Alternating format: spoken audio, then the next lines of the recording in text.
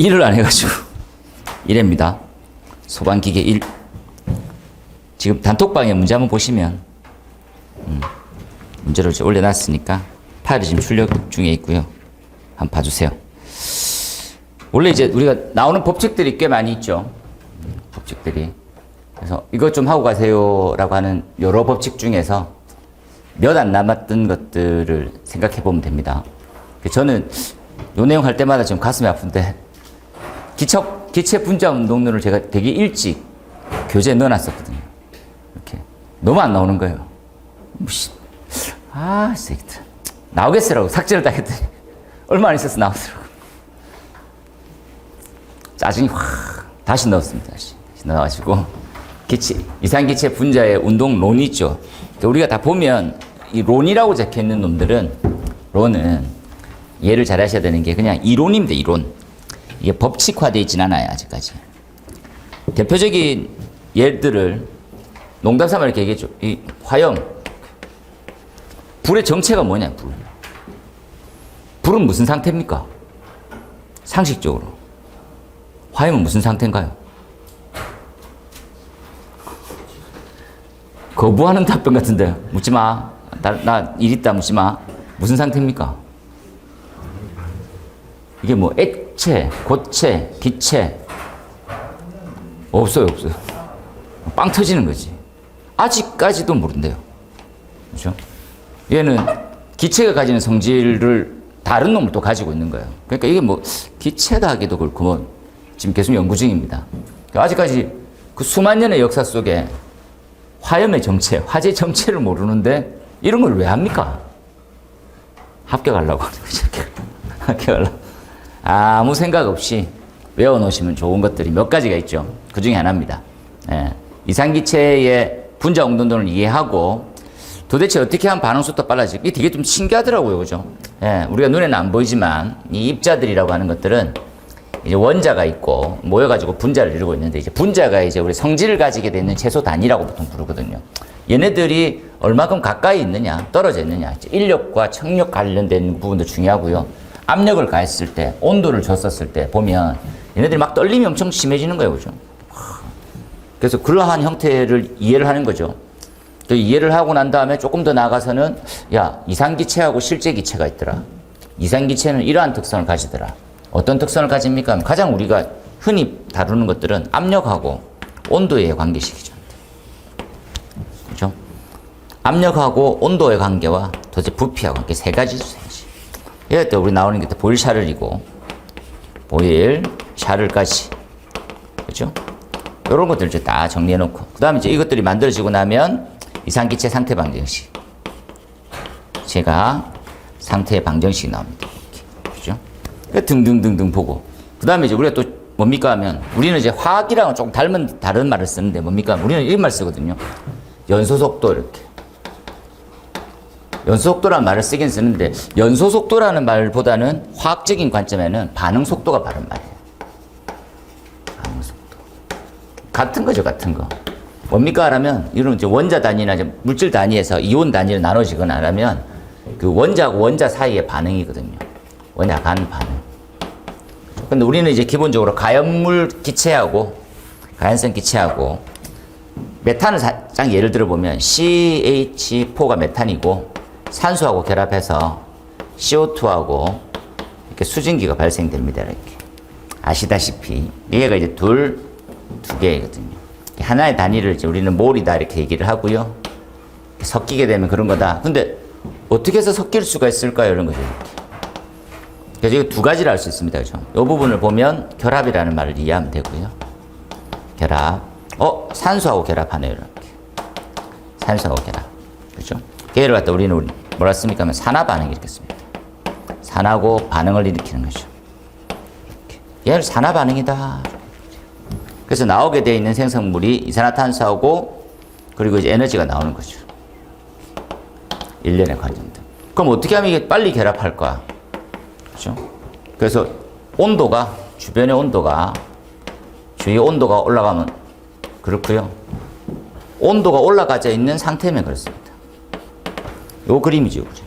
살짝 보시면 이렇게 분자의 운동 에너지는 이렇다. 이렇게. 분자수가 분자의 이제 운동할 수 있는 범위, 분자의 운동에 대한 범위가 많으면 많을수록 에너지가 높아지면 그렇습니다.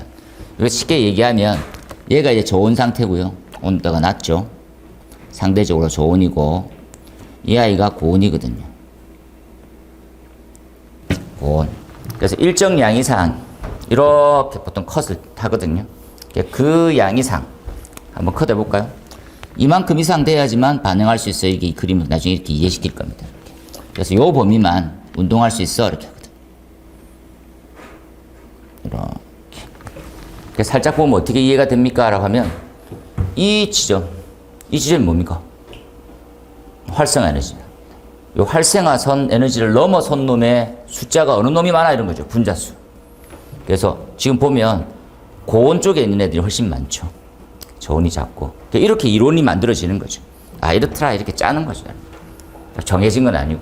이렇게 기본 이론을 알면 좀 더 확장시켜가지고 뭔가를 설명할 수 있는 단계다. 그 부분들이 시험에 딱 나오는 거니까. 기초적으로 이건 5개 써봐르면 이거 이제 법칙처럼 써버리면 됩니다. 자, 이렇게 쓰세요. 뭔 말이야. 뭐 좀 화학적으로 들어가면 깊이 있게 들어가면 들어갈수록 우리는 잘 모릅니다. 물리적으로 들어가면 들어갈수록. 그래서 액면 그대로만 딱 이해하면 되는 거죠. 그 다음 나와서 더불어서 물었던 게 볼샤를입니다. 이렇게 답 쓰는 것도 좀 편할 것 같다. 그죠? 그래서 보통 이제 책의 그림을 보면 이런 식으로 그림이 되어 있는 책들도 있고요. 아니면 PT하고 V 관계로 되어 있는 그림도 있으니까 아니면 PV하고 T 관계 되어 있는 그림이 있으니까 그건 편의상 어떤 걸 찾아가지고 하시면 될 것 같아요. 보일샤를은 제가 재미삼아 소방에서 어떻게 써까지만 알고 계시면 마무리하시면 되죠. 근데 시험에 가장 유력한 놈들은 어디에 어떻게 갈 건지 이렇게 P, V는 T죠, T. 상수를 두지 않는 있을 때 반응 전과 반응 후로 나눌 수 있고 이렇게 해서 보일입니다. 샤를이죠, 샤를. 얘를 보일샤를 이렇게 읽을 때, 그죠? 얘는 이산기체, 이 부분들을 특히나 나중에는 뭘로 소방에서 선형상수까지만 이해하시면 되죠. 상수만 이해해서 풀 수 있으면 그 다음 뭐 크게 부족함은 없지 않을까 하는 생각이 듭니다. 그렇죠? 그래서 관련되어 있는 식들 이해해서 한번 저는 이산기체 상태 방정식 유도도 한번 예상 문제로 두고 있으니까 보세요. 이렇게 적으시면 되겠네요. 그래서 항상 연습시킬 때 끝에 관련되어 있는 법칙은 이해했는데 그래서 이거 뭐 어떻게 쓰는 거라고 이렇게 소방이 어떻게 쓰는지 여백을 좀 남겨놓으시고 준비하시면 좋겠어요. 그렇죠? 뭐 이론 있어. 모세관 현상 이런 거 있잖아요. 모세관 현상이 있어. 그 모세관 현상이 뭐야 이런 것들. 소방이 이 문제 왜 나와 이런 거죠. 소방이 어디 쓰는지 궁금해서 묻는 거야 이렇게 하는 거죠. 쓸 때는 솔직히 없을지언정 그렇다. 심지어 도대체 쓸 게 전혀 없으면 뭐라고 불러야 됩니까? 야 모세관 이제 개념들 이해하고 양초화재 양초의 연소를 발생시키는 원리에 해당된다 뭐 이런 말 있잖아요. 도저히 쓸 말이 없으면 그런 말까지 막 지어내는 거예요. 그래서 쥐어짜는 거죠. 쥐어짜는 거예요. 정해져 있는 법칙보다는 이번으로 한번 갑시다. 요렇게 해서 이렇게 저는 점성 법칙, 뉴턴 유체와 비뉴턴 유체 이렇게 세 개 물은 거죠. 야 이거 한 덩어리로 얘기하고 나머지 거 이제 그림으로 설명해 이렇게 얘기하는 겁니다. 뉴턴과 비뉴턴 유체에 대한 부분들 알아보자 이렇게 뗐었어요. 그래서 점성 법칙, 점성 법칙은 저 엄청 좋아하죠. 점성 법칙 중요합니다. 점성 엄청 중요하죠. 점성이 이제 점도 이렇게 부르죠. 점도. 점성 점도를 잘 알아야 되는 게 왜 잘 알아야 됩니까? 얘가 이제 끝판왕이 마찰이 돼. 마찰을 꼭 따라오는 놈은 손실이라고 그러거든. 얘 때문에 애먹어 우리가. 그렇죠? 손실이 발생하니까 도대체 얼마를 보내야 도착을 원활하게 할 수 있을까를 고민하게 되거든요. 그렇죠? 이것들을 우리 나오는 것들이 마찰 손실에 관련되어 있는 여러 일련의 식들이 나오죠. 그 시를 정말 잘 알아야 됩니다. 등등등등등등 나볼까요? 이렇게. 요건 요렇게부터 갑시다. 이렇게 해서 알게 되는 점성이 있어, 점성이. 그죠? 점성 이해하면 돼. 점성계수죠. 점성계수. 이렇게. 그죠? 마찬가지로 이렇게 해서. 마찬가지로. 타오를 엄청 특이하게 적으시네요. 타오가 약간 좀 서 있는 타오를 적으시네요. 약간 좀 보통 타우는 이렇게 적는데 약간 좀 건방진 타우를 적으셨어요. 예. 타우라고 하는 것들은 이제 제가 출발은 이런 식으로 항상 하는 거니까 이렇게 그죠? 면적에 반응하는 힘이죠. 이렇게 힘. 이 힘은 이제 두 갈래로 이렇게 해서 생각해서 면적의 수직으로 이렇게 작용하는 힘이 존재할 거고요. 수평으로 작용하는 힘도 물론 존재합니다. 이렇게. 그죠? 그래서 이 방향을 좀 더 잘 이해해서 접근하시면 좋아요. 얘를 우리는 뭐라고 부릅니까? 하면 수직의 응력이면서 곧 압력. 압력 이렇게 부릅니다.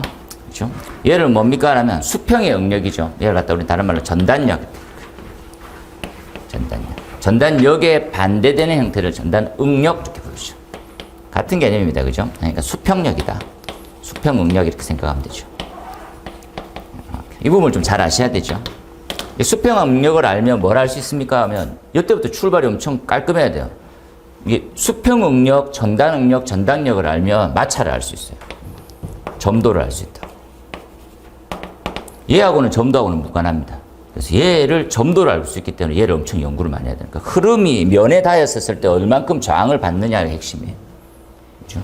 그러니까 이 면에 흐름이 지나갈 때 얼만큼 그러니까 우리 목표는 이런 거죠. 야 전혀 저항 없이 깔끔하게 흘러갔으면 좋겠어 이렇게. 실제로 이렇게 보내봤더니 그렇지 않는 거예요. 그죠? 어떤 식입니까? 그럼 이렇게 못 가더라는 거지 이렇게. 야, 이거 다 어디 갔어, 이거? 이거 어디 갔어? 이렇게 생각하는 거죠. 이 면 때문에 저항받아서 걔네들은 못 움직였어요. 이렇게 나오는 거죠. 야, 그래? 이 부분을 연구하는 거예요. 딱 연구해 본 거죠. 그래서 걔가 이런 그림입니다. 떨어뜨려 있는 놈은 이렇게. 근데 이렇게 딱, 우리가 이제 선형적으로 이렇게 딱 안 되죠. 실제로는 이제 이렇게 움직일 거라는 것들을 한번 예상만 하시고, 이렇게. 그죠? 그래서 두 가지가 나눠지는 거죠. 예, 우리가 말하고 있는 선형도 쫙 직선으로 이제 일차 함수처럼 하는 애들은 우리가 알고 있는 뉴턴 유체라고 그러고요. 비선형적으로 움직이는 게 일반 유체이죠. 비점성 유체 이렇게 부르는 겁니다. 여기서 발견해서 가장 중요한 내용들은 뭡니까? 라면 얘예요. 뮤가 발견되는 거. 엄청 중요하죠. 그래서 그 부분에 대해서 나와 있는 이 형태의 틀을 먼저 조금 이해하고요. 점성유체, 그죠? 그래서 우리가 얘를 찾는 게 제일 중요합니다. 요렇게 찾아진 답으로 이해하세요. 그 다음 이제 나오게 된 형태가 뮤. 그죠? 점성을 알아야지만 또 뭘 할 수 있습니까? 아까 말했던 마찰 관련되는 손실을 알 수 있죠. 열심히 좀 열심히. 제대로 알고 가자는 거지. 뮤는 뭡니까? 뮤. 점성. 단위가 어떻게 됩니까? 단위가 어떻게 됩니까?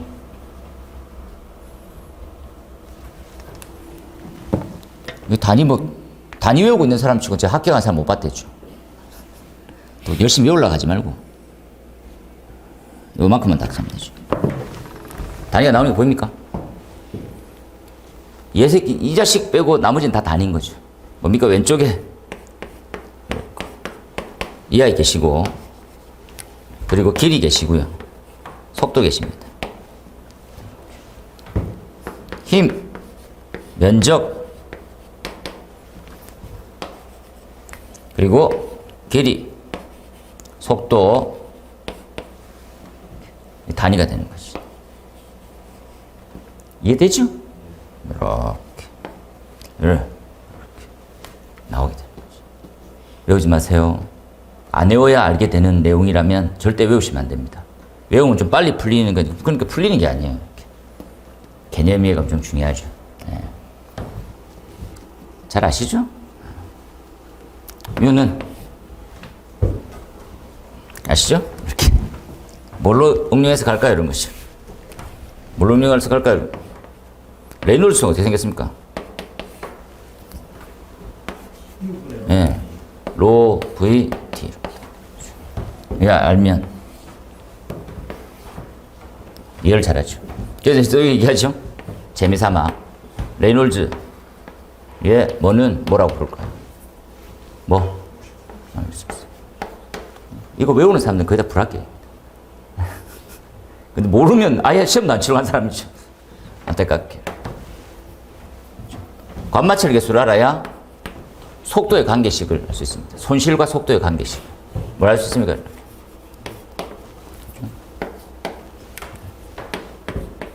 길이 원래 안 중요합니다. 얘 중요하지. 그래서 이렇게 짜가지고, 그죠? 손실 수치를 상수로. 확관이나 곡관이나 관의 형태로 해서 마찰 소실을 바로 예측하실 수 있게 돼요. 엄청 중요합니다, 엄청. 잊지 마세요, 그죠? 여기서 이렇게 한번 싹 뻥튀기 하는 거죠. 뭡니까? 이렇게. 이해됩니까? 1점? 네. 이렇게 됩니다. 잊지 마세요. 그래서 얘의 끝판왕은 뭐? 하이젠, 달시, 웨버. 이님 끝판왕은 뭡니까? 하이젠, 하이젠, 윌리엄스. 잘 이해했어요. 엄청 중요해요. 점도 딱 나오면 엄청 예민하게 꼼꼼하게 다 봐야 돼요. 여기서부터 얘네들을 알면 이제 그때부터는 이제 쭉 갈 거니까. 마지막에 그림 잘 그렸는지 한번 보는 거죠. 반 페이지를 차지하고 있는 그림이 어떤 역할을 할 거냐. 딱. 점성과 비점성, 그렇죠? 뉴턴과 비뉴턴 누체. 딱 개념 잡고. 그때 소방으로 나머지까지 쓸 수가 없어요. 답 이 정도. 다음 페이지에 표면장. 수업 시간에 말씀드린 대로 거품이죠, 거품. 표면 장력도 엄청 똑같은 거죠. 장력도 힘이에요, 힘. 표면을 응집해서, 그죠? 표면을 응집시킬 수 있는 누르는 힘을 얘기하죠. 그 반대되는 힘도 존재하는 거죠. 그래서 스스로 이제 끝을 누를 수 있는 힘과 밀어내면서 터뜨릴 힘이 존재하는 거죠. 그림 제가 좀 편안하게 그렸으면 좋겠다고 말씀드렸습니다, 그죠? 제일 좋은 그림 중에 하나가 이런 그림들이죠. 아니면 그냥 뭐 단순하게 이렇게. 근데 약간 이제 입체를 그려줘야 서로 좀 이해가 좀 되고 이렇게, 그죠? 이렇게 안쪽을 이렇게 약간 할까요? 이렇게. 그래서 둘레에서 작용하는, 안으로 작용하는 존재하겠죠. 이 두 힘이 평행을 이뤄야 이 물방울이 터지지 않고 유지가 될 수 있다고 얘기했었죠. 그러니까 둘레는 이렇게 둘레에 관해서 작용하는, 그죠? 둘레에서 작용하는 힘이 하나 있고, 면에 작용하는, 이 면에 대해서 띵띵띵띵띵 작용하는 이 힘이 하나 있고요. 이 힘. 둘레로 작용하는 이 힘이 하나 있습니다. 이 힘이 균형을 이루고 있는 거죠. 아시다시피. 이해되지요? 그럼 이 힘은 뭡니까? 이 힘은 여기 있죠? 압력하고 뭐로 되어 있습니까? 단면적으로 되어 있죠. 똑같이 압력하고 단면적일 줄 알았더니 둘레지, 둘레. 그래서 얘를 이제부터 다른 표현을 쓰는 겁니다. 뭡니까? 라면 둘레를 나타내고 있는 거 파이 D 얘를 이제 상수로 하나 쓰는 거죠. 상수로. 이렇게. 얘를 갖다 우리는 이제부터 표면에 존재하는 장력이라고 부를 거예요. 표면 장력이 힘 같지만 둘레에 작용하는 힘을 얘기합니다. 좀 더 내려가 보면 얘는, 그죠? 4분의 파이 D의 제곱. 날리고 존재하는 거죠. 그럼 얘 이제 구하면 얘다. 구했고. 그 다음에 거품일 때 이렇게 구하시고. 그죠? 요거, 체크. 그죠? 그래서 이제 약간 그림, 답 쓰시기 좀 힘들 수 있어요. 그때는 이제 이렇게 편의상 한 겹 더 그린다 이렇게 생각하시면 되죠. 존재하는 거. 같은 방식입니다. 그래서 이거 뭐 어디 활용됩니까? 포. 이렇게. 그렇죠? 그 다음에 이제 여유치가 표면 장력에 대해서 소방에서 쓰고 있는 형태 등등 나오는데 좀 다양하게 물을 때가 있거든요. 표면 장력이 클 때 작을 때 크게 되면 이렇게 차지하는 면은 작고 표면은 넓어지는 거죠. 똑같은 형태에서.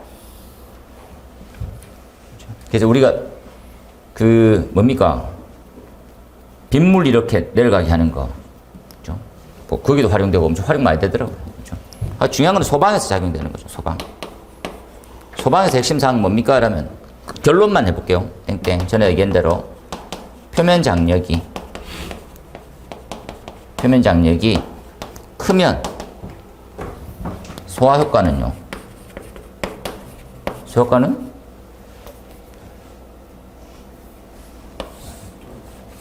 엄청나집니다. 소화 효과는 다른 게 없습니다. 물에 뭐를 활용합니까? 물에 뭐를? 잡열을 활용합니다. 나쁜 말로 잡열만 확인합니다. 잡열만 쓴다고. 물이 뭐 팽창해서 1700박 되어가지고 뭐 질식 소화를 일으킨다. 그런 것들이 없어요, 거의. 그게 가능하겠습니까? 그렇게 하려면 얼마나 많은 수증기를 퍼부어야 되는데, 그건 불가능이라고. 그런 식으로 안 한다고. 알겠죠? 잡열. 막강한 냉각이죠, 냉각. 냉각하려면 어떻게 됩니까? 라면 입자가 좀 잘게 분무되는 형태가 좋고, 뭐 등등 쭉 다 나오거든요. 이렇게. 공부할 때 좀 조심해야 되는 것들은 얘하고 점성에 관련해서는 어떤 관계가 있는 거죠? 점성 또는 점도. 그냥 일반적으로 무관합니다. 조심하셔야 되는 거죠. 그리고 이제 응용 버전으로 가게 되면 이런 게 나오죠. 시험에 잘 나올 부분들. 두 가지 비교하는 거죠. 고체 연소 속도하고 고체 연소 속도. 연소 속도의 비교 한번 볼까요?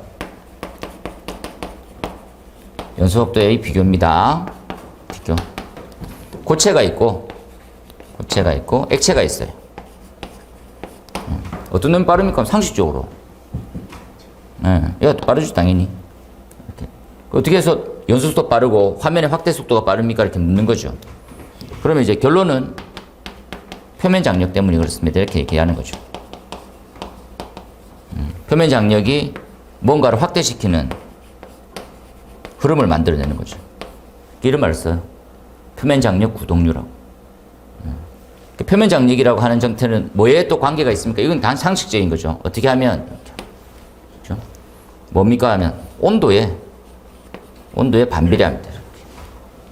표면 장력이 올라가면, 온도가 올라가면 표면 장력은 낮아지는 거거든요. 낮아지는 만큼 응집이 안 되고 확산이 촉진되면서 넓어지거든요. 요때 들어가면 이제 전문 용어로 들어가는 거죠. 고체 연소 속도는 다른 말로 뭐라 부릅니까 하면 질량의 감소되는 수치죠. 감소. 액체는요. 액면이 강화되는 속도죠. 낮아지는 속도입니다. 흐름을 얘기하면 되죠. 똑같이 이렇게 그림을 그리면 둘 다가 면이 타는 것은 동일한 겁니다. 잊지 마세요, 절대. 면이 타는 거죠, 면이. 속불이 아니고 화염이 있으면 면이 탄다라는 것 가정이죠.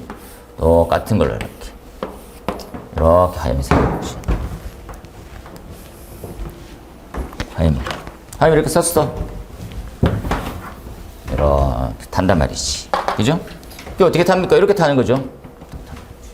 전파돼서 타는 거지. 이렇게 확대 속도라고 하니까 이렇게 돼 있다고. 이렇게 확대되는 속도죠. 얘가 타는 게 얘거든요. 얘 타는 흐름은 특이하게 이런 흐름.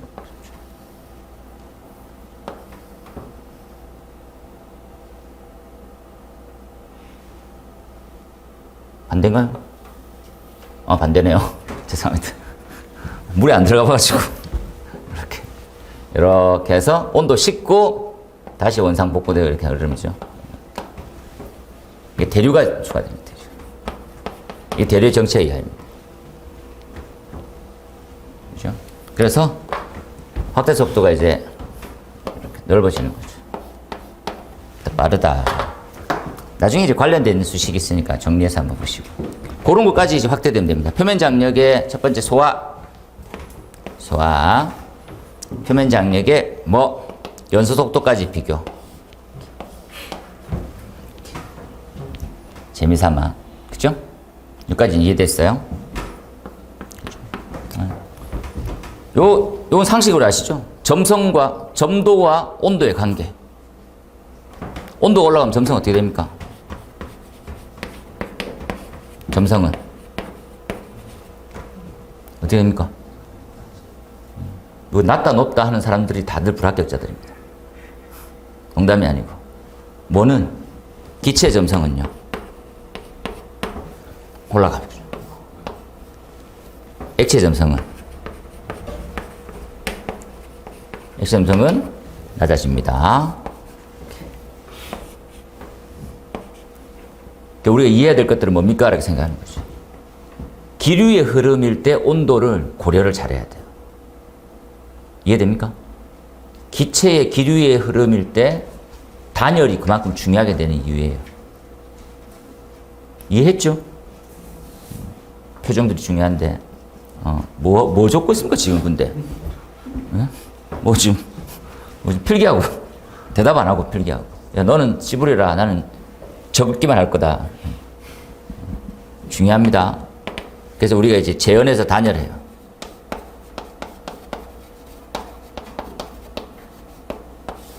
필요한 이유입니다. 이해를 잘 하세요. 왜 불연제, 안 타는 건 당연하고, 왜 단열을 해야 될까요, 여러분? 덕트. 못 들어와요. 그죠? 기류가 온도가 높아지면 적체가 되죠. 그치? 손실이 확 증가하거든요. 됐습니다. 그렇게. 그 다음 넘어와서 압력 엄청 좋아지죠. 우리가 소방 기계 때 압력 보면 다 아는 거지, 압력. 이 압력은 이제 우리가 정지 유체를 주로 얘기하는 거죠. 정지된 유체. 나와 있는 이제 6가지에 대해서 써봐라. 그대로 암기하시면 되죠. 몇몇은 우리가 흔히 봤던 사항들의 대표적인 얘기고요. 그 다음에 이제 똑같은 형태들 나오는 거. 제일 기본은 이렇게 출발하는 거다, 그죠? 언제나 수직으로 작용하는 거. 그렇죠? 힘이 수직으로 작용하는 게 그거니까요, 그죠? 그래서 이렇게 생긴 면이 있으면 이렇게 작용하는 거죠. 이렇게 작용하는 거. 이걸 엄청 잘 이해하셔야 돼요. 이렇게. 모든 면에 동일한 압력이 존재하는 가장 큰 이유입니다. 모든 면에 동일할 수밖에 있는 이유가 모든 면에 수직으로 작용하는 힘 때문에 그래요. 그래서 압력이 일정하다는 말은 뭡니까? 하면 면에 수직으로 작용하는 힘이 일정하다는 말이 똑같아요. 면에 수직 작용 힘 엄청 중요하죠. 그래서 이 힘은 또 웃긴 게 뭡니까? 방향을 가지고 있어요. 힘은 방향. 그죠? 이 힘이 방향을 가지고 있다 보니까 대각으로 작용하는 힘이 뭡니까? 이 두 힘이 합력이라고 하죠. 작용하면 뭐도 발생합니까? 라면 방리도 작용하고 이런 것도 생기는 거예요. 나중에 좀 이해를 좀 더 잘하면 재밌겠어요. 여기까지. 이거 중요하죠. 압력은 너무 중요해가지고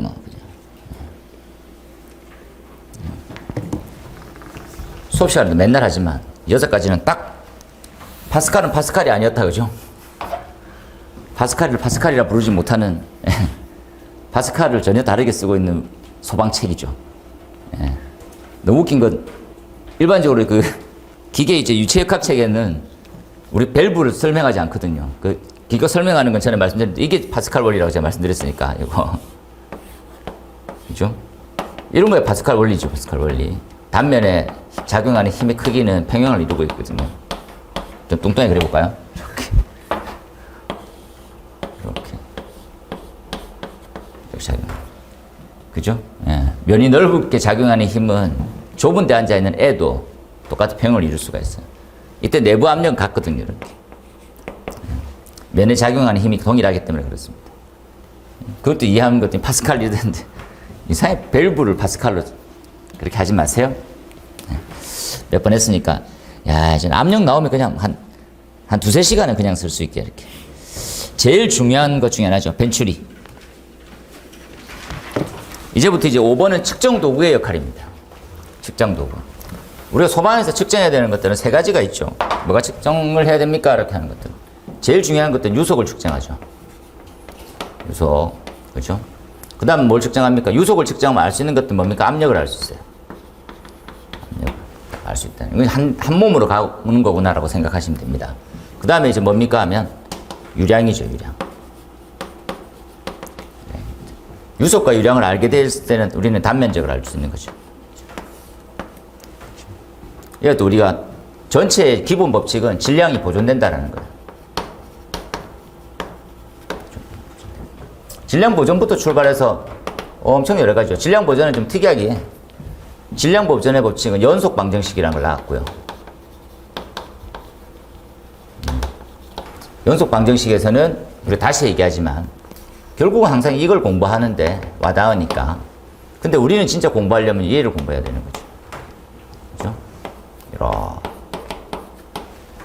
여기까지는 우리 좀 더 어떻게 보면 엄청 쉬워요. 여기서부터 어려워지는 거죠. 왜? 기체가 들어갈 거니까요. 기체가 들어가면 어렵습니다. 아래쪽은 우리가 이제 연돌, 연기에 대한 흐름이고, 이제 액체에 대한 흐름이고, 같은 유체라도. 그래서 공부가 어느 정도 되어 있는지 잠깐 가늠하시면 됩니다. 공기가 들어와서, 그래서 이게 진짜 문제를 어렵게 내면, 뭡니까? 라고 이렇게 할 수 있는 거죠. 우리가 연돌이라고 배우는데, 들어오는 양을 이해했는데, 들어오는 거하고 나가는 게 밀도를 다르게 했을 때 엄청 힘들어집니다. 이해되겠습니까? 그럼 진짜 머리를 싸매야 돼요. M은 똑같거든요. 들어오는 놈이나 나가는 놈은 같단 말이지. 그런데 밀도가 다르게 만들어버리면 그때부터는 우리가 알고 있는 것보다 한 수준이 높아지는 것도 같아요. 진짜 어려워져요. 우리는 뭐 그 전까지도 몰라서 그리고 있으니까 문제긴 하지. 그러니까 기계쟁이들이 우리를 보면 얼마나 가짜나 하겠습니까? 공조는 진짜 어렵거든요. 우리가 공조 매뉴얼인데 이게 소방 매뉴얼이거든요. 그러니까 우리 막 재현 어렵다 하는데 공조한테 다 넘기면 편합니다. 내가 뭐 할 말은 아니지만. 그래서 공조 하시는 분들이 우리를 보면 그런 거 있잖아요. 뭐 했습니까? 그러면 전기 하시는 분이 소방전기 보면 되게 가짜나 하거든요. 니는 그 뭐시라고 이렇게. 근데 전자가 전기를 보면 더 가짜나요. 요것들 봐라. 그래도 대웃긴 거는 뭡니까? 전기가 다 잡아먹었어요. 통신도 잡아먹고, 그리고 뭐도 전자도 잡아먹었어요. 어떻게 그걸 알 수 있습니까? 라면, 지금은 전기를 보내고 받고 하는 과정이 다 뭡니까? 전기에서 하지 않거든요. 다 전자 제어예요. 통신이고.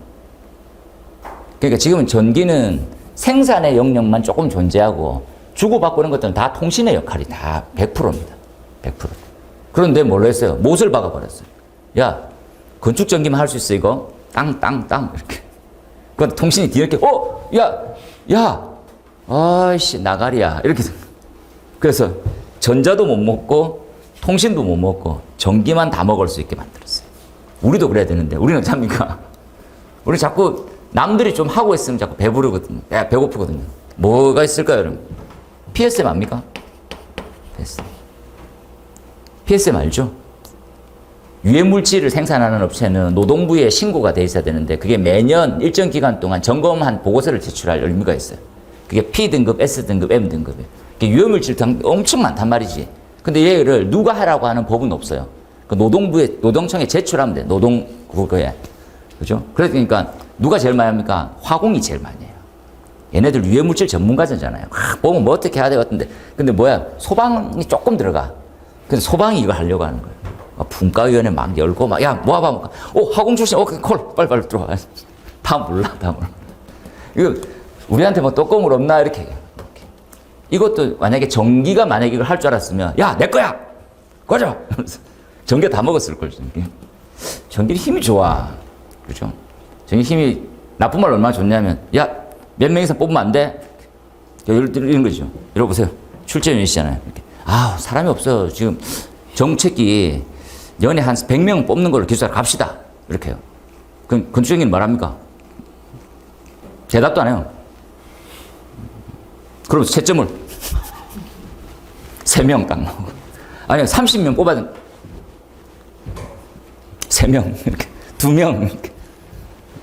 저래 가든지, 이렇게. 우리 그런 거 아니지. 뽑아야 됩니다.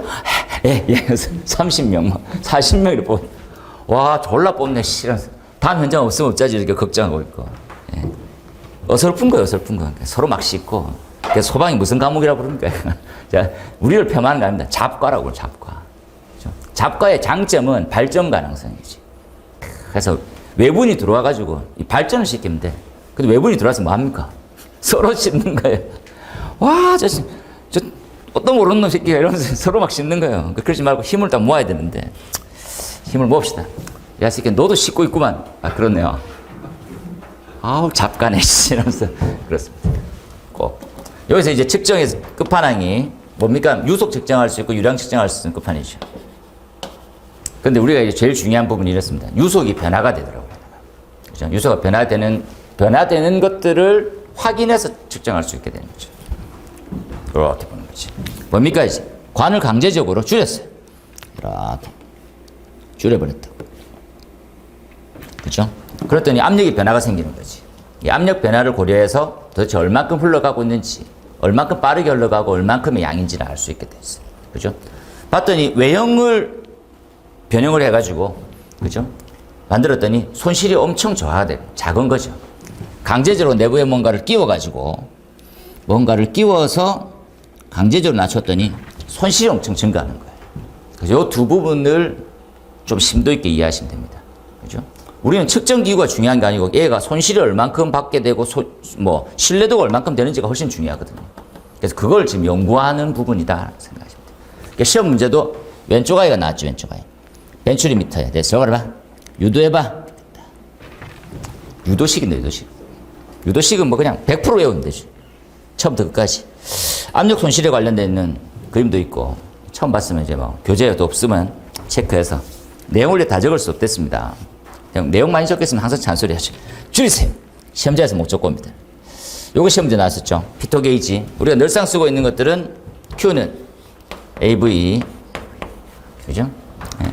V는 우리가 말하는 압력에 관련되어 있는 부분으로 이제 이해하는 거죠. 수두 개념으로 보면 뭡니까? 라고 합니다. 동압이다, 동압.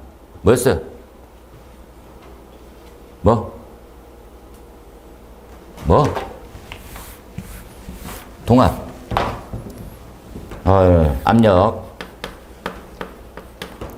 압력은 에너지를 얘기하죠, 에너지. 모든 에너지는 동압. 에너지의 합은 동일하다. 에너지는 보존이 된다, 이 말이죠. 보존이 된다. 이거 압력, 수두, 에너지로 다 환산할 수 있겠죠. 에너지 보존의 법칙, 질량 보존의 법칙, 연속 방정식, 오일러 방정식 이렇게 되겠죠. 베르누이까지 오는 거. 세 가지가 있습니다. 그죠? 뭐가 있습니까? 정압, 속도압, 우리가 말하는 동압이라 부르는, 그리고 위치압. 이렇게 있는 거죠. 얘는 항상 일정합니다. 정압 어떻게 씁니까? 정압. 그냥 P, 속도압.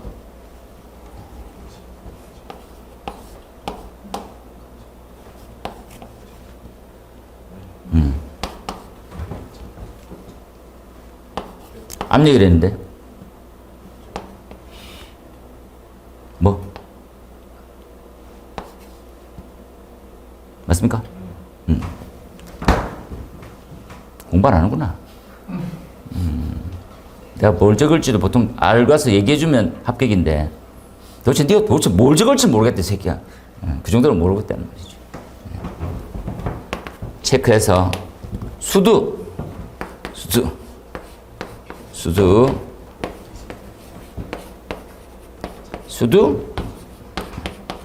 이 두 가지는 이제 늘 쓸 거니까 잘 이해해서 수두라면서 다 밑에 다니죠. 요 세 놈이 같은 거죠. 걔 여기 집어넣으면 됩니다. 엄청 중요해요, 엄청. 그래서 우리가 이렇게 이렇게 쓰죠. 수두. 여기 수두.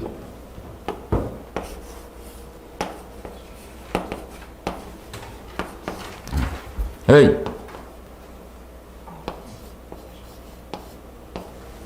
그래서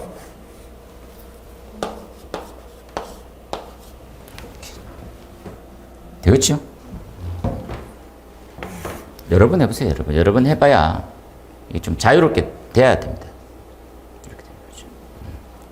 그래서 얘를 압력으로 정리하니까 이렇게 되더라 이런 거죠. 보이시죠? 그래서 쓸 때 여기서 공부할 좀 중요한 것들이 뭡니까? 얘 이제 중요한 겁니다. 나중에 우리 말하는 유량계수, 일명 속도계수라고도 부르고 같은 내용들이 다 들어있기 때문에 그래요. 속도계수, 베나 컨트랙타, 기타 등등 여러 가지. 얘를 잘 보셔야 돼요. 이런 상수들에 대한 모임들을. 그래서 여기지. 여기를 잘 적으셔야 나 좀 잘 쓰는 사람이에요 아실 수 있어요. 유량계수라는 것은 유체 흐름을 고려한 상수죠. 손실이 발생하면 보정해주면 되는 거고, 손실이 발생한 발생치에 대해서 반영을 해주면 되는 겁니다. 요걸 뺀 나머지는 손실치가 없는 개념하고 똑같죠. 이상적인 개념. 그 이상적이지 않거든요. 흐름이. 그걸 고려해줘야 된다. 이렇게 생각하시면 되죠. 그렇게 해서 속도계수는 이만큼 집어넣어줬군요. 넘어가서 돌연합대 돌연축소. 무조건 외우세요. 말이 필요 없지. 말하지 마세요. 이러면서. 무조건 외우세요. 그냥 외우세요. 뭐 설명 그냥 외우세요. 외우고 얘기합시다. 그냥 외우세요. 외우세요. 이렇게. 무차원수 한 번 더 나와야 되는데 좀 괴롭네요. 자꾸 엉뚱한 건. 제가 전에 말씀드렸던 무차원수가 한 4, 50개 됩니다. 별의별 무차원수가 다 있어요. 비슷한 건데 또 뭐 자기 이름 붙여가지고 뭔가 만들어내고 그러거든요. 그래서 이제 우리가 지금 나와 있는 게 교재에 한 10개 조금 넘게 돼 있거든요. 그 중에서 우리 소방에서 주로 직접적으로 쓰는 거 있는 형태가 제일 많이 나왔던 게 레놀즈.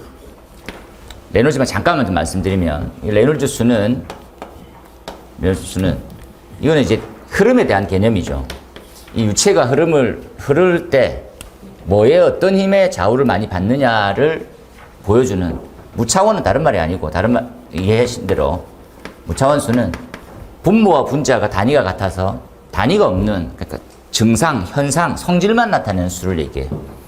그러니까 레놀즈의 수를 딱 보면 크면 이렇다, 작으면 이렇다 알 수 있게 되라는 거죠.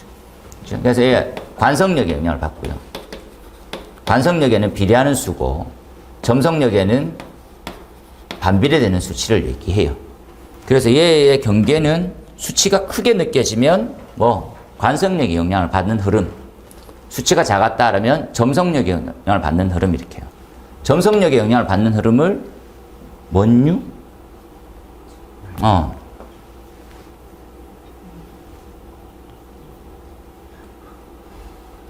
제가 째려보는 거 아닙니다. 그냥 확 째려보는 겁니다. 뭔유? 충류.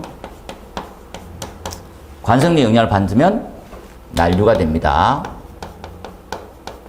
점성은 손실 많이 받는 흐름. 난류는 관성에 의해서 그냥 흘러만 갈 수 있게 정상적인 흐름에 가까워지는 거거든요. 그래서 손실이 작아요. 손실만 따져보면 얘는 엄청 작고요. 큽니다. 그렇게 알려져 있어요. 잊지 마세요. 이렇게. 그죠?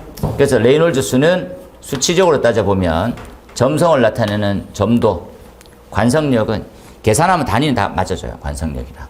이렇게 나온다고 말씀드렸어요. 유속이고 직경이고 밀도입니다. 얘를 알게 되면 아까 말씀드린 대로 레이놀즈 수 계산상으로 그렇죠? 64 정도가 계산이 되더라는 거죠.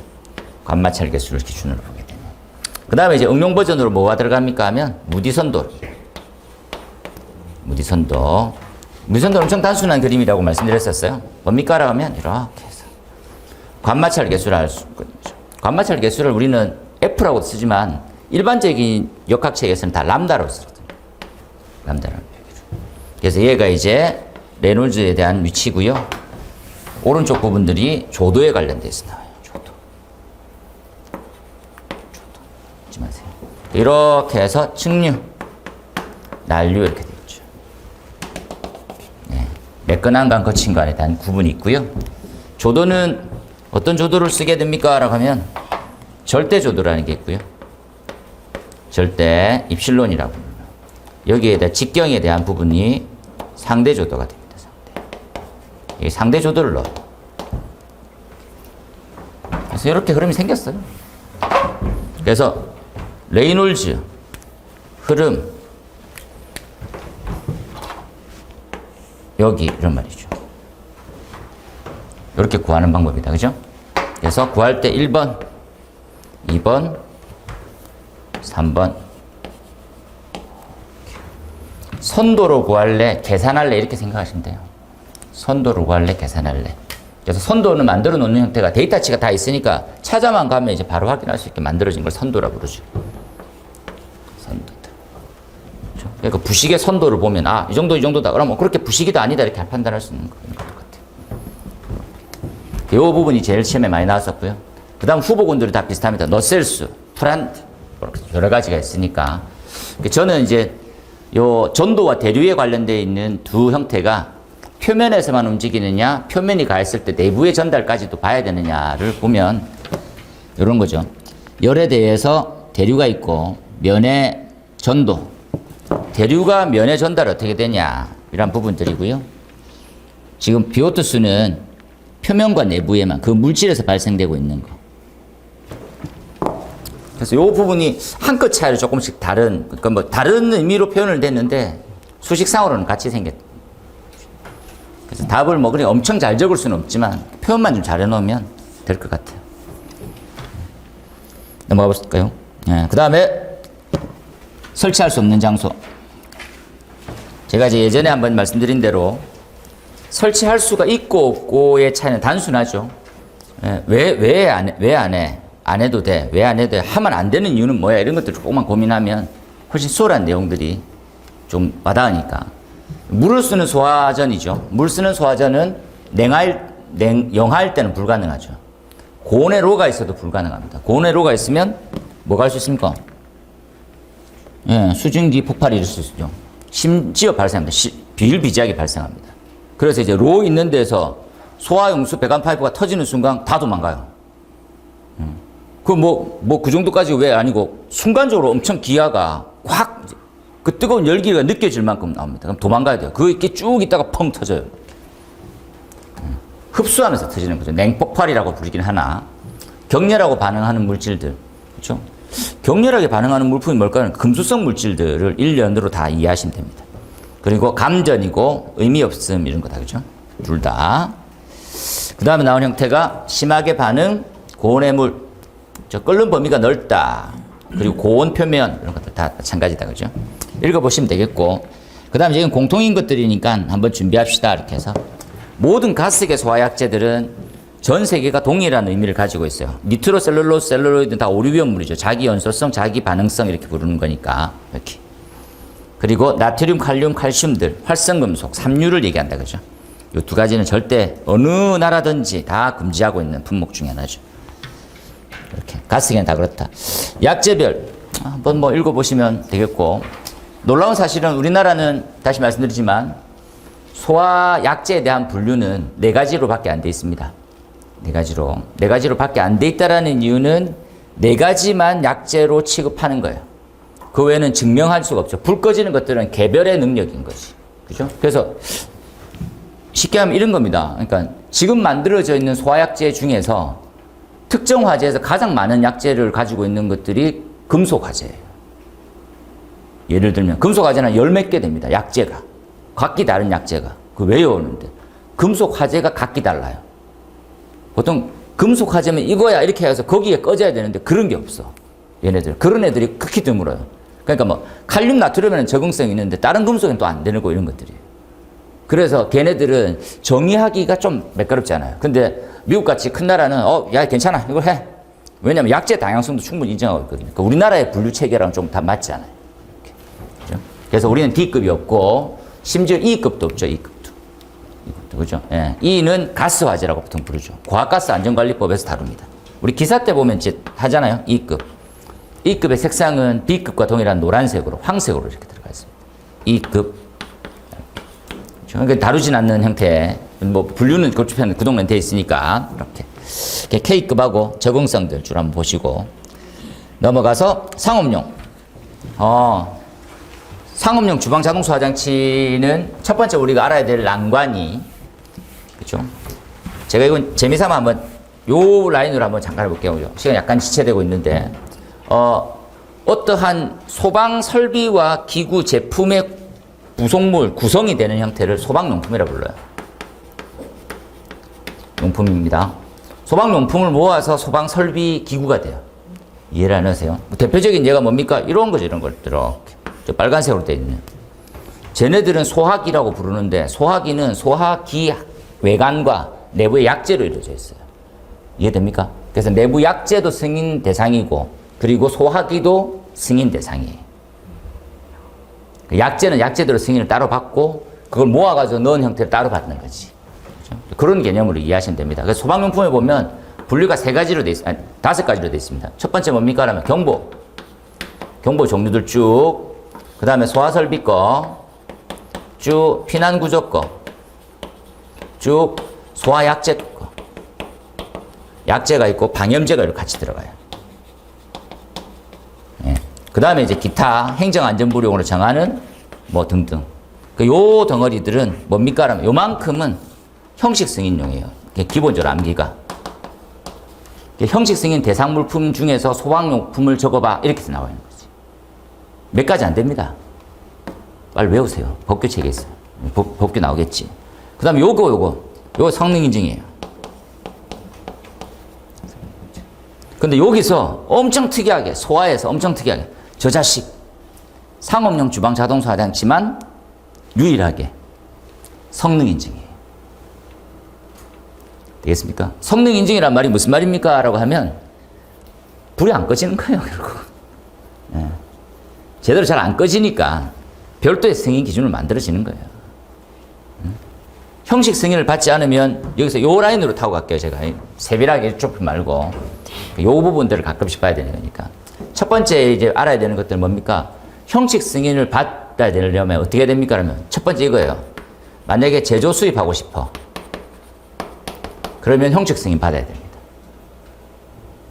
제조하고 수입하고 싶어. 그러면 형식 승인 받아. 이렇게 딱 되어 있어요. 소방용품을. 대통령령으로 말하는 소방용품입니다. 이것들을 내가 이런 거하고 똑같은 거예요. 제가 이제 중국 알땡과 태띵? 예, 뭐를 검색하고 있었어요. 근데 딱 보니까 소화기 1,000원. 소화기가 1,000원. 와, 요거 수입해서 시중가 25,000원이니까 2만 원에 팔면 개당 19,000원씩 남는 거예요. 10,000개 주문, X. 1,000원에 팔면 10,000개 뭘 만다고. 됐어. X다. 그거 안 된대. 왜 안 돼요? 뭘 안 받았어? 형식 안 받았어. 수입하고자 하면 받아야 돼요. 할 거야? 그럼 먼저 받아. 이런 거지. 그래서 샘플 받아가지고 그렇게 하는 거야. 근데 어떻게 하면 안 받아도 됩니까? 아, 나 뭐 하려고? 연구할 목적이만 받아도 돼요. 연구용이만 받아도 됩니다. 이렇게 이해하세요. 제도 수입하려면 형식 승인 받아야 돼요. 두 번째, 형식 승인을 내가 받았어. 뭘 받을 거야? 나 이거 받을게 했거든. 그러니까 뭘 만들어 날 시험 시설을 갖추고 있어야 돼요. 이게 형식 승인의 과정입니다. 이렇게 시험 시설을 구축하고 있어야 돼요. 왜? 그러니까 기술원에서 하고 있는 시험의 동일한 형태를 내가 갖추고 있어야지만 가능한 거예요. 이해되겠습니까? 그러니까 분말 소화기 시험하는 장비들 있잖아요. 그런 것들을 내가 구축하고 있어야 돼. 얘가 소방청장이 확인해야 돼요. 됐어요. 그러면 거짓말하고 있는데 가서 봐야겠. 안 됐잖아요. 청장이 검사할 수 있어야 돼요. 그 다음 세 번째가 이제 중요한 거죠. 뭡니까? 요렇게 딱 받으면 뭐가 됐습니까? 하면 승인을 득했다고 얘기해요. 이렇게. 받았어. 이렇게. 그 다음 뭐합니까? 요거 내가 생산할 거거든. 생산하려면 뭘 써야 됩니까? 하면 생산 과정에도 같은 제품이 생산되는지를 검사를 받아야 돼요. 그 검사 이름이 제품검사입니다. 이해됩니까? 야, 이런 거지. 야, 나 이거 만들었어요. 이렇게. 야, 시중에 있는 연기감지기의 성능이 떨어지고 뭐한 짓이야, 이거. 내가 이거 하나 만들었어요. 슈퍼맨 연기감지기라고. 남들이 보면 깜짝 놀랍니다. 와, 연기를 빨아먹으면서 감지를 해. 얼마나. 근데 이 만들고 형식 승인을 받았더니 이게 돈이 너무 비싼 거예요. 단가가 안 나오겠는데. 야, 이 감지기는 9,000원. 나는 9만 원. 아, 이러다 망하겠는데. 제일 비싼 부위, 기능되는 걸 빼버려야지. 이렇게 만들었어요, 이렇게. 이해됩니까? 이렇게 팔아먹으면 좀 남아. 아, 됐어. 야, 모르겠지. 이렇게 했는데, 그러면 뭐, 이걸 받는 거야. 야, 너 새끼 있으면 생산해서 팔 거, 다른 제품인데, 새끼 변경 승인도 안 받았네. 너 새끼 죽을래? 이렇게 되는 거야. 이걸 받지 않으면, 다시 말씀드리면, 3년 이하의 징역 3천만 원의 벌금을 받습니다. 요것들이 다 되어야 판매할 수 있어요. 그죠? 시험 문제에서는 마무리가 하나 있지. 뭡니까? 라면 요겁니다. 만약에 네가 뭡니까? 판매 진열, 판매하기 위해서 진열, 공사를 하려면 4가지 형태는 반드시 거쳐야 돼요. 형식 승인을 뜻해요. 형식 승인이 없으면 이거 못한다 이 말하고 똑같은 말입니다. 두 번째 뭘 해야 됩니까? 라면 변경 승인을 받아야 돼요. 그러니까 외형을 바꾸게 되면 변경 승인을 받아야 돼요. 승인. 또 뭘 받아야 됩니까? 하면 제품 검사를 받아야 돼요. 제품 검사 안 받으면 못 팝니다. 그 다음 마지막 게 뭡니까? 라고 하면 합격 표시가 부착되어 있어야 돼요. 이게 없으면 요 3가지를 할 수 없어요.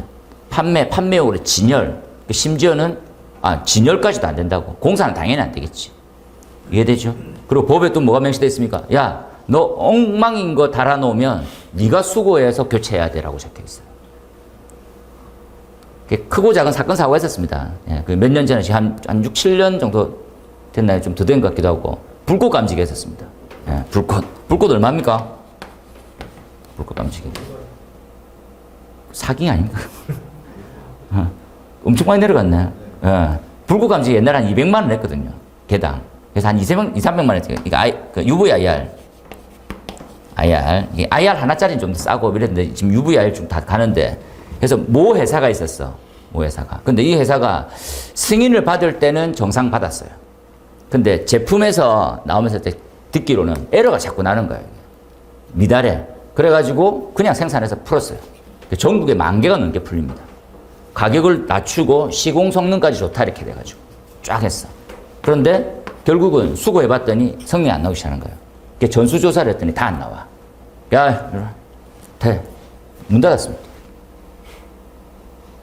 그럼 피해는요?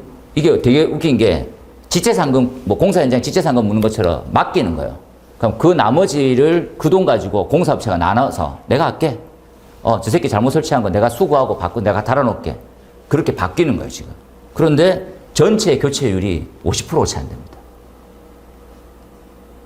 불꽃 설치한 사람들 조심하세요. 되게 유명한 곳이어서 한 방에 날아갔습니다. 그죠? 요런까지 왔네, 이렇게. 됐어. 그다음 그래서 지금 2가지 봅시다. 상업용은 2가지만 생각하면 불 끄는 거 하나, 튀지 마라. 스플래시 하나. 2가지 있죠. 불 끄고 튀지 마라. 딱 2가지 시험이 있으니까 기준 하나 외우시고 아래쪽은 이제 그렇게 많이 외우실 필요 없는 것들 넘어가서 물에 관련돼서 연력학 선도, 그렇죠? 고체, 액체, 기체. 알아야 되는 것들 뭡니까? 삼중점, 임계점 이런 것들 알고 가시면 좋겠죠. 그렇죠? 삼중점, 임계점. 근데 시험 문제 냈더니 트리플 라인이 나오는 거죠. 트리플 라인. 각각의 성질을 하나의 선으로 이어봐라. 그래서 그림 이렇게 됐습니다. 요 정도 그리는 게 양호합니다. 이게 다른 학원 요거 기출됐었을 때 그 학원의 답도 여기 유사했거든요. 저는 뭐 이게 큰 의미가 있겠나 하는데 뭐 물리적으로 좀 궁금했나 보죠. 소방에 활용하기 좀 애매하더라고 이 그림은. 참고해서 한번 보시고요. 우리 교재는 더 많이 세밀하게 넣어놨으니까 보시고. 강화액과 고체 에어로졸 둘 다 넣었던 가장 큰 이유는 지하고는 도대체 어떤 놈이 불 끄는 게 효과적일 거냐를 비교해서 약재 특성상 비교해 보세요. 한 놈은 고체고 한 놈은 액체죠. 그래서 장단점이 있으니까 그 부분을 한번 봐라 라고 나와 있었습니다. 여기까지 하고 10점은 익히는 데에서 주안점보다는 암기의 주안점을 주셔가지고 보시는 게 좋지 않을까 싶네요. 잠시 쉬시겠다가 본 수업에 들어가도록 하겠습니다. 여기까지 할게요. 질문하십시오. 고생하셨습니다. 고생하셨습니다.